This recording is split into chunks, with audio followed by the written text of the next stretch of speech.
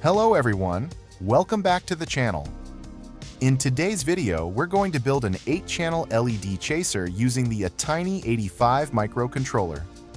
This project features a push button that allows you to change the LED effects, along with a trim potentiometer to smoothly adjust the speed of the chaser in real time. So without wasting any time, let's get started. Before we dive in, make sure you're subscribed to the channel and hit the notification bell so you don't miss any future electronics projects. The complete component list, circuit diagram, and all related details are available in the description below. To begin, I'll use an Arduino board to program the ATtiny85 microcontroller. Let's open the code and upload it to the chip. Once the programming is complete, we can move on to the circuit connections. First, place the ATtiny85 microcontroller. Connect pin 8 to the positive supply and pin 4 to ground. Next, take a 10 kilo ohm resistor.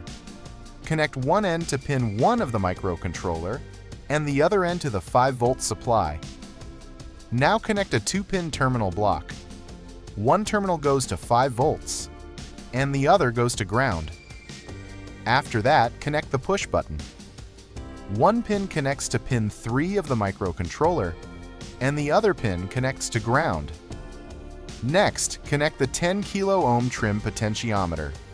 The center pin goes to pin 2 of the microcontroller, while the 2 side pins connect to 5 volts and ground. Now let's connect the 74HC595 shift register. Connect pins 8 and 13 to ground.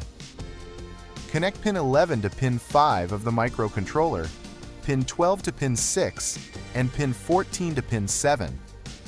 Finally, connect pins 10 and 16 to the 5-volt supply. With the IC connected, we can now wire the LEDs. Connect each LED's cathode to ground. Then use a 100 ohm resistor between each output pin of the 74HC595 and the anode of its corresponding LED. Repeat this process for all 8 output pins. Once all the connections are complete, it's time to power up the circuit and test the project.